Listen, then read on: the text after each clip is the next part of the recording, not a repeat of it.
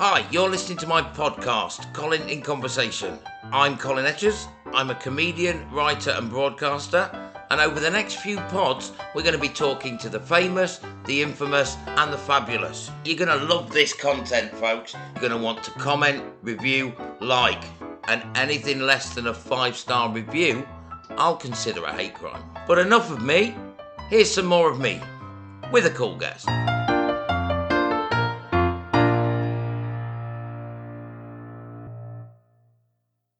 My name's Colin Etchers. You're listening to my podcast, Colin in Conversation. My guest today is taxi extraordinaire, the legendary Courtney Connell. How are you doing? Good evening, Colin. How are you? I'm all right, my friend. I'm all right. When I started doing this podcast, the first series, I wanted a cabbie. And I asked my friend for a recommendation, and you came along. We'll have a little bit of a chat, shall we? Yeah, no problem, man. My pleasure. So you were born in the UK, weren't you? Born here? Yes, I was. And you were telling me off air that you moved back to Barbados. Yeah. So 1963. And I was 3 years old then. And they sent you back to your grandmother, you said? To my grandmother, yeah, to grow up with my grandmother. And how was that? Beautiful. Was it? Yeah. Was it? Disciplined but beautiful. I talked to a lot of people. I've got friends with West Indian backgrounds, and that's the first thing they say. Mothers are fearsome. Yeah. Grandmothers are even more fearsome. So I had my grandmother, my aunts, my uncles. Yep. I even had 2 brothers there. Oh, wow. That were born there. Wow. You know? And it must have been quite the wrench for your mother and father to send you back here. Did they do it? Did you ever ask them why, or was there a... Well, yeah. Sadly, before my mum died, she explained it all, you know? Yeah. Because they were struggling back then. Yeah. You know, and she was losing weight and she hardly was eating properly. Yeah. So it was my grandmother that suggested it. Ah, right. To say, look, you've already got 2 sons out here. Send those 2 to grow up with us. Oh, 1 minute. Yeah. So there you are, growing up in Barbados. Yes. And at the age of 12, you came back to us. Yes. Funny enough, when I came back, it was like a culture shock. Was even it? though I was born here. Yeah, was it? And where did you come back to when you came back? Believe it or not, and I have to say it this way, the Royal Borough of Kensington and Chelsea. Nice. Yeah. Nice, although it's a bit of a culture shock from Barbados. Yeah, the buildings is what got to me. And I'm looking at them and the cold first, it was in January. Oh. And the cold, man, I thought, I can't deal with this. Yeah.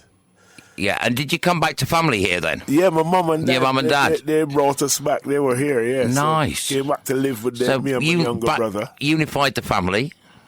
Brought the family back together again. Yeah. Oh, nice. Yeah, my younger brother. And also, my big brother, he came over as well from Barbados. Oh, that's nice. So he actually lives in Reading now. Wow. You know, yeah. I'd rather be in Barbados, wouldn't you? Yeah, and one brother stayed in Barbados. Yeah. He did not come. No. So he looked after our aunt, our grandmother, till the day they died, really. Yeah. He was in the Defence Force. Yeah. You know? So, and he's travelled more than us. Yeah. Yeah. And what did your folks do then? What did your mum and dad do when they went here? Well, my mum actually used to manage houses. My father was a designer and carpenter. Nice. Yeah. Nice. So they had a good life here. Yeah. And obviously, I'm assuming their financial position improved. Yeah. And they could have you back. Eventually, yeah. They can have you back. So how did you do at school? How was school for you? School, again, the first day I went to school here, I had a fight. Yeah. And funny enough, the guy I had the fight with in 1970, late 72, that guy is still my friend today. Wow. Yeah. Wow. And what was the fight about? Can you remember? I'll never forget it because I heard the teacher asked him something and the way he answered the teacher. Yeah. I had never heard nobody speak to an adult like that before. Well, you'd have got a clip, wouldn't so you? I said to him, you can't speak to the teacher like that, and me and him ended up fighting. Wow. And did you suffer because of the change in discipline? Do you think it affected you? In a way, it did, because the way I saw things growing up in Barbados, I believe Barbados growing up there, it prepared me Yeah. to live in England. Right. Yeah. Yeah. So a lot of the way a lot of young black people would think at the time, I don't think like that. Yeah. You see?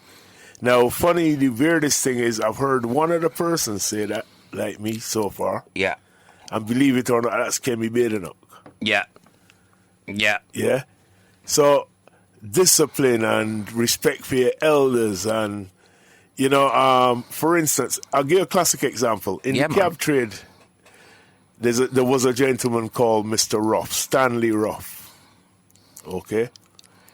And he used to organize and run the Taxi Driver of the Year show. Okay. Now, that man, I would never call him by his first name. I would always say Mr. Ruff. And he would say to me, you can call me Stanley. Well, I grew up in a way where you were told you always respect your elders. Yeah. Yeah. And I bet you still do it now, don't you? I bet you still call people Mr. and I've even Mrs. told him he would die and never hear me call him by his first name. And he's still alive. He's in his 80s, and I still call him Mr. Ruff. Why?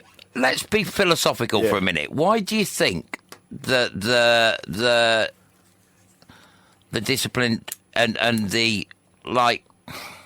Because there must be... The discipline in black families must be the same in the UK. Well, it used to be. Okay. Until the government got involved. Right. And you think, okay. When they said, oh, a child can call the police on their parents. And, you know, and I think a lot of it, this whole case of people have grown up thinking and treating children as their friends. Yeah. Okay? Yeah.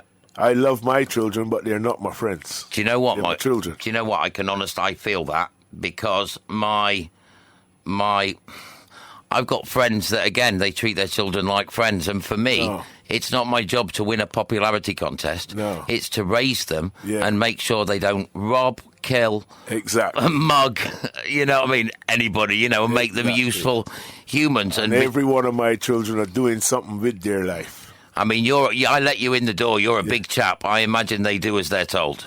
Yeah, well, but even now as big people, you talk to them with respect. Yeah. But there's a point we don't go beyond. So it's the same as with a much bigger man. Yeah. There's a line I don't go. Yeah, no. you know. So me and them are not going to argue. Yeah. We never grow together. Yeah. You know, they will never be as old as me. Yeah. Yeah. You know? Do you socialise with your friends, with your kids? Just in times you go out for a pint with them and... Maybe not too much, because that's another thing. Yeah. Yeah? I don't think I should be in the same party and thing as my... as well. Yeah? You know what? But it happens sometimes. No, me too, man. Yeah. Right, me too. And the reason is because when they turned 18, right, they thought I was done teaching. Yeah. And we weren't, were we? Like, no. Any crisis happen when they're 30. Where they come in? Even now. Yeah. It's the same thing. Where they come in? They're coming to dad, aren't they? Of course. You know, it's the same thing, as big as they are. So I grew up in Barbados with my grandmother saying, you will never be as old as me. Yeah. It's when I got bigger, I realised what she meant. And I'd argue that in England, you know, now we put all our old people in homes, that the respect and the wisdom that the old used to bring thing. You don't get that much. Is gone. There's a disconnect between the very young and the very old. True. And I think in Indian families, in West Indian families, in African families, it seems tighter. It is. Than it is in white Western families. Because family is everything. Yep. You know? All right, as they get bigger, you may not live together. Yeah. Anything, you know, 'cause my kids all got their own, doing their own thing, got their own families. Yes. You know? Pardon me. But at the same time, I am still here. So when they want, you know, every now and then, like I have one of my sons, you know, he's a designer. Yeah. And he makes sustainable furniture. Wow. Yeah. I have another son, he's working on the HS2. So how many kids have you got? I have 7 altogether. 7? And girls, boys split? 4 girls, 3 boys. Wow. And you got one working on HS2, one a designer. Wow. My youngest son is a painter and decorator. Nice. One of my daughters actually coaches kids in football. Nice. One is a teacher. Wow. One designs her own fashion, her own clothes. She teaches people how to customize their old clothes instead of throw them away. Yep. Wow. Yeah. And I have another daughter that works sometimes, like she wants to go back now, and it's more like mental health kind of thing, but she wants to go back and work in the NHS, she said, so. Wow. So they're all doing something. And that's it, innit? And, it's like, it doesn't really matter what they're doing, does it? As long as they're happy, and as long as it's summer, and as long as they appreciate hard work and money, and earning the pennies. And you see, all right, so many people can't see me now, they can only hear me. Yeah. Okay, so I've had my dreadlocks from the age of 14 years old. I'm 65 now. I've never been without a job since the age of 16. Yeah. I've always been doing something. All right. And I haven't had to change how I look to do it. I've not compromised anyway. Yeah. But I've done what I've done, yeah? Okay. I've never been to prison. Yep. All right? Yeah, I've been stopped by the police. I've spent a night or 2 in a jail cell. I would imagine there were times when the police were a little bit... they were going to stop you, weren't they? Because they were buggers, I have friends that's been there. I have friends that have died, and not naturally. Yeah. But I have always kept myself above it. Yeah. And that's not easy. No. That's not easy. I've always done that because of how I've done things. Yeah. To keep your head when everybody else is losing theirs. But I always made sure I had something to do. Yeah. I can even remember being in a police raid where we lived once. The police raid where we lived once. When I was, this was when? Jeez. About 1989, something like that. Yep. And I remember when I walked through the door, they grabbed me. Yep. And I remember the next policeman said, no, he's one of the good ones. I was just coming from college. Yeah. Even though I lived in that environment. Yeah. But I never got involved in it. Unfortunately, there was a lot of guilty by association, wasn't there, in the 70s and the 80s? The police were far from perfect. And thankfully the sus laws went away a little bit. I'm not saying it's perfect, because if you're a young black kid driving a nice car, statistically you're more likely to get pulled over. It was the sus law then. It's stop and search now. They've only modified the name. Yeah. Yeah. It's still the same thing. But you stayed above the fray. Yeah. And when did the taxiing start? Because that's what we're here to talk about. So here's the other thing. Where we lived, we just used to hang about, on as you do. Yeah. Back then. And I remember they used to have an old white guy lived on the estate that drove a black cab. Yeah. And sometimes he'd pass by and he would, "Why you lot find something to bloody do?" Yeah. And one day I was passing his cab, and I saw a picture of an Indian guru on his dashboard. Okay. With a big afro. I thought, And the next time I saw him, I said to him, "How do I get to do what you do?" And he asked me if I really want to do it. Yeah. I said, "Yeah, I'll try it." And he said, "If you want to try it, go away." I said, "No, I'll do it." He says, "I'll tell you where to go, but if you ever give up, don't ever speak to me again," he said. Right. Yeah. I'd never forget that. And then the weirdest thing was, after speaking to him, I went out to Clapham Junction and I saw a black guy in a cab, sitting down playing his guitar. Yeah. And I went to him, I said, "Oh," he said, "Yeah." And he told me who to go and see, this guy in Clapham. Yeah. By name Mr. Eldon. Right. And he actually ran a knowledge school. And he was out. He was in the Air Force. He's part of the West Indian Ex-Servicemen Association. Okay. Yeah, and I went and saw him, and he told me what to do, and I applied. When was that? 1990. Okay. Yeah. So you'd have been about what? Oh God, I was about 33, 32 or something like that. Yeah. I can't remember really. Yeah, so not a young 30s. man, but not an old man by any stretch. Yeah, and I remember applying, and they refused me Okay. because I had a conviction for marijuana. Okay. So they refused me, but I appealed it. Yeah. Back then, you appeal it, you had to go to Scotland Yard Okay. and sit in front. I think it was like the assistant commissioner. I remember going there. He asked me, he said, why should we let you drive a London black cab? Yeah. So I said to him, well, it's called a cab and I am black. and he asked me to leave the room. Yeah, but they brought me back in, and he said to me, Mr. Connell, making comments like that will get you nowhere in here, he said. Yeah. So I said, sorry, sir. Did you?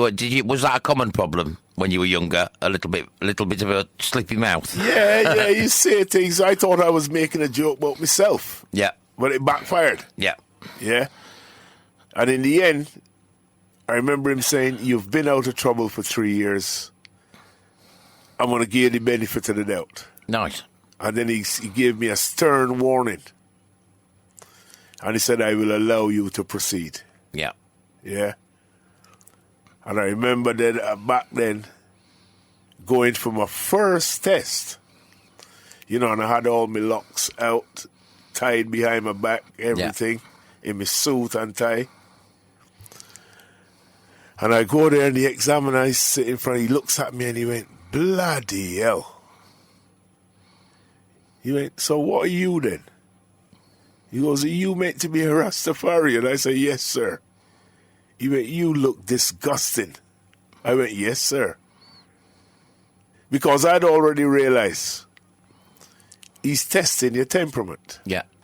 Because what they're saying is, if I had reacted to him, well, how are you going to react to a passenger who says something to you, yeah?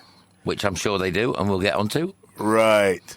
So I had already worked it out from the beginning. Yeah. So I just say, yes, sir.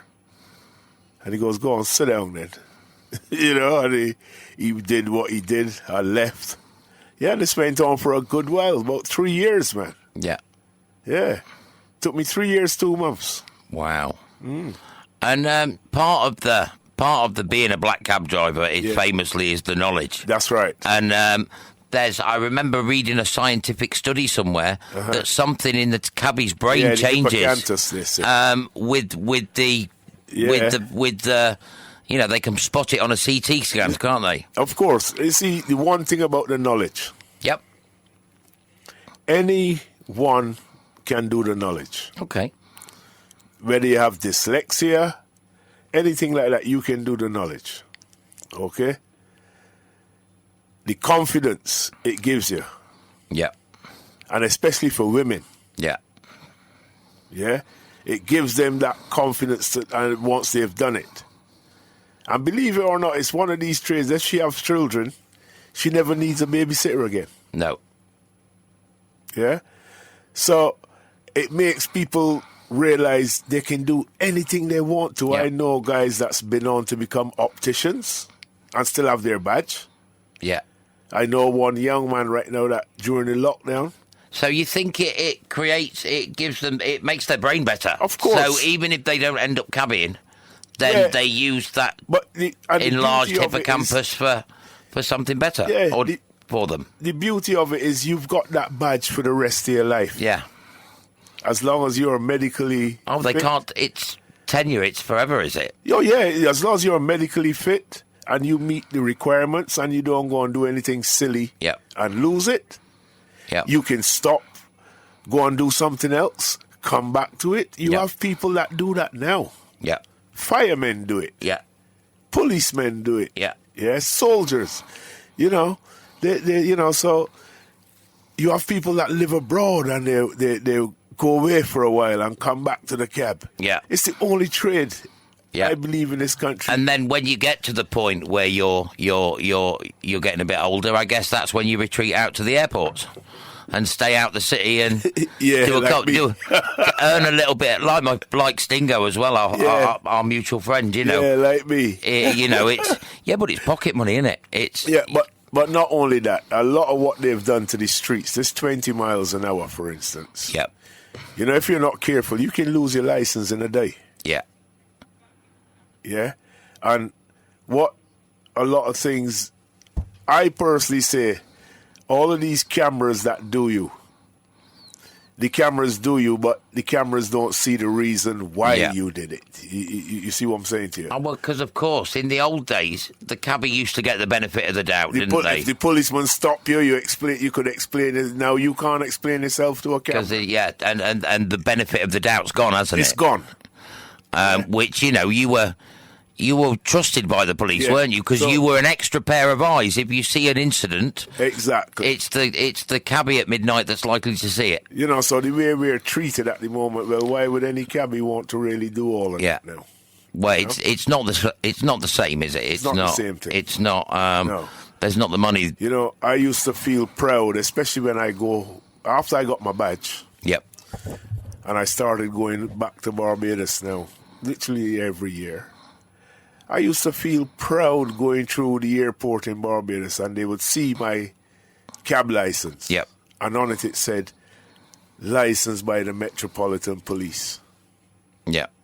It meant something to you. It meant something. There was pride in the job. Now it says licensed by TFL. Yeah. It means nothing. And you mentioned women, actually. Yeah. I don't know. I've not looked into the statistics, but of the black cabbies in and around London, do you know what percentage of women, or roughly? Me personally, I know there are plenty of women driving. When it comes to percentages and things like that, I'm the kind of man. There are women driving there. I am actually teaching quite a few now. Yeah, and that's I mean, all I was because society's equaling out. We've got plumbers, electricians, and cab driving. I would assume would go the same way. You see, the main thing is you have got to commit yourself to the knowledge. Yeah. It's the only way you're going to get in one of these cabs. And how long does it take to be ready for the knowledge test? Depends on the individual. Okay. You know, if you truly want that, you will work, and it can take you 3 years, maybe a bit over. Wow, that long? Wow. Yes, but check it. How long does some people go to university for? Yes, my partner's an architect. She did 7 years. Okay, but some people go same 3-4 years. They leave. Sometimes they do not find a job in what they studied. Yep. Okay. They end up in debt. Yeah. The knowledge is no different. You study same way. Yep. It may take you 3 years, depending on yourself. Yeah. But once you're finished and you're given that badge, you can go to work the same day. Yeah. Yeah. You don't have to go having any interviews. But you got to do the studying to get there. Yeah. Yeah. And so you've driven a cab for the best part of 30-odd years. 30 years. 30 years. You must have some tales to tell. Oh, you God. must have some stories. Pick me one. All right. From anywhere, like... This one. Go on. I was one night, I was really many years ago, I was really tired and I want to go home. Yeah. And it taught me a lesson. From then on, I never did it. Look, in the cab trade, if you want to go home, don't care where you are, turn your light off and go home. Yeah. Don't keep it on looking for one more. Because the likelihood is sod's law, you'll end up going the opposite way. Yeah. Right? So, this happened to me one night, and a lady stopped me, and I thought, oh my God, all right. And she said, Dulwich. And I said, well, brilliant, because I lived in Battersea at the time. Yeah. So it wasn't too driven off. She's in back. I don't know what she was doing, but she quiet, yeah. But was tired.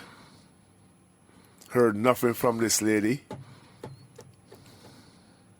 It's only when I got home and was parking the cab, I realized she was still in the back of the cab. I'd forgotten about it. Yeah, so I said to her, I just actually went, bloody hell. Lover says, why didn't you say something to me? She goes, oh, I thought you was taking a shortcut. I said, but surely you can see I'm nowhere near Dulwich. I had to end up now taking her to Dulwich for nothing, basically. Yeah. So I couldn't charge her. Yeah. You know what I mean? Oh. Yeah, I took her and dropped her off. That's quite funny. And then only just before Christmas. This actually was a darker one. I'm coming along near Imperial Wharf, Chelsea Harbour. Yeah. As a Chinese guy, yeah. He's rushed from the bus stop and he stopped me. So stopped, picked him up. And he said to me, oh, driver, you've saved my life. I said, okay, why? What have I done? He said, didn't I see the two guys at the bus stop have him at knife point? I said, no, I didn't even notice them. But once he puts his hand up to stop me, they ran off. Ah, right, okay. Yeah. So I dropped him off. And this, to me, was a good one I had, again, early last year. And to me, I don't think this should be happening. But, okay, so they had, what this mirror does, shuts off London for these bike rides. Yep. Okay? Which, to me, should not happen. Because you're bringing a whole city to halt. Yep. Literally, for people to ride a bicycle through the streets of London. All right. You're causing problems with the airport, everything. Yep. Okay. Picks a lady up, just came from America. She's got 3 big suitcases. She's coming here in transit, yeah, because she's getting married to an Englishman. Yep. All right. Bring her in. I tell her, explain to her what's going on. She's going to a hotel in Northumberland Avenue. We cannot get nowhere near the hotel because all around the centre of London is locked off. Yeah. Right. The police are now telling me she's going to have to walk. I says, officer, she doesn't know where she's going. Yeah. She doesn't live here. You're asking me now to put this lady out with 3 big suitcases and tell her to walk. I said, what do you expect me to... No. This police officer actually got angry with me. Yep. So I could see the change with the police officer now. So I said, you know what? I said to the lady, you know what? I better move. Now the lady then said to me, I'm really not impressed with your police officers and how we was treated just now. So I apologized to her. I eventually had to drive my cab, park it by the London Eye, on a taxi rank, get out with that lady and her suitcases, and me and her got on the train together. Okay? And I walked, and then we had to walk once we come out of Embankment Station. Yep. And I walked with her to the hotel. What a legend.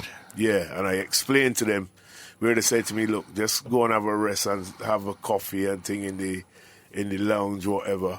Yeah. And if I want something to eat, though, I said, well, I'm okay. So I did that, and then I took a cool walk back over Hungerford Bridge. Yeah. Back to my cab. Yeah. But to me, that should not be happening. Yeah. I mean, Jet, they say if you want to gauge opinion, you talk to a taxi driver. Yeah, that should not be happening. And I'm guessing your opinion on Sadiq Khan and the mayor and the city is, I'm guessing it's not great. I have no time for the man. Yeah. Okay?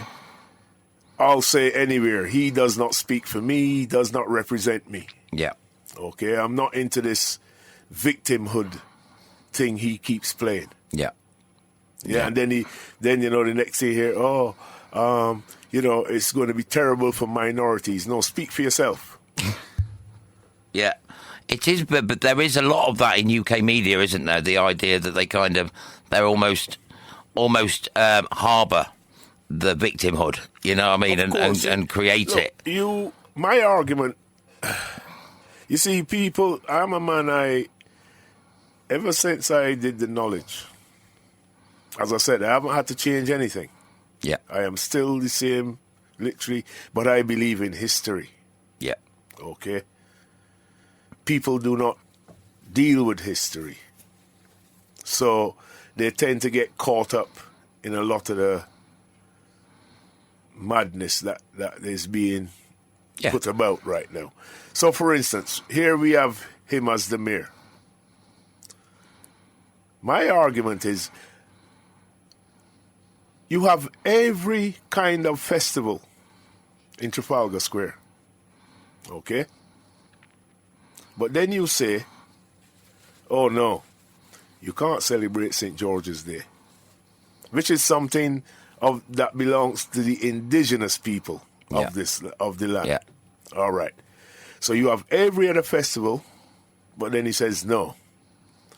And you start talking about racist or whatever. Well, a classic example, the Notting Hill Carnival, when that started out, it started out mainly black people. Yeah. It's black culture, everything. Over the years, it has evolved. Yeah. It is the biggest thing now in Europe.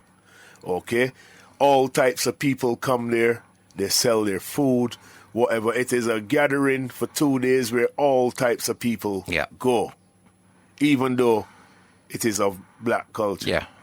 So don't he think if you allowed St. George's Day to be celebrated here, if my grandchild look at me and say to me, oh, Granddad, what's St. George's Day? We can celebrate it in our own way. Yeah. But and those same people you talk about with the flag flying and what you want to call racist, they'll be the minority. Yeah. Yeah? Yeah. But what you've done is you literally, to me, you're promoting disharmony, and not they harmony. paint everybody with the same brush. Oh, they're white, they must be racist. Yeah. You know. And that shouldn't be done. And for me, you know, I'm only a comedian. I'm not going to set the world to rights, but there's definitely, like my partner's mixed race. She's from the Sudan. She's half English, half Sudanese. Yeah. And I was guilty as a white person of thinking we'd turned a corner with racism, but it's still very much there. Yeah, yeah. It's still. And you see, my argument is, well, as Rasta would say, we stand against all oppressor, black or white. Yeah. It doesn't matter. Yeah. Right is right and wrong is wrong. Yeah. It is. I think we should make you mayor. Have you got a spare 5 years? You got a spare 5 years? Oh, dear. I tell you, if I had to do that job, they would have to give me, what's the word, anonymity to do what I... Because all of this stuff there he's doing... For instance... You take now the ULEZ, okay? You come and you say, oh no, people have to pay to drive in their cars if they're over a certain age. Yeah. Right. Because they're the ones you save pollution. But if I pay you, I can drive it. Yeah. Well, how does that £12.50 change the pollution coming out of my car? Well, it doesn't. It just goes towards something else. It's just a stealth tax on the poor, isn't it? And that's why everyone should have kept their cars. Yeah. Yeah? Yeah. And what you do is call his bluff. Yeah. You pay the I know everybody might not have it, but you pay the £12.50 and let's see how long he would take before he say, you know what? No, let's ban these cars or are you going to keep taking the money? Yeah. That makes sense. So we'll end the podcast. We've done 30 minutes, right? Yeah. So we'll end the podcast with a couple of quick things, right? Is that how does the future look for the Black Cab in London? You know what? I am one of those people. I'm optimistic about it.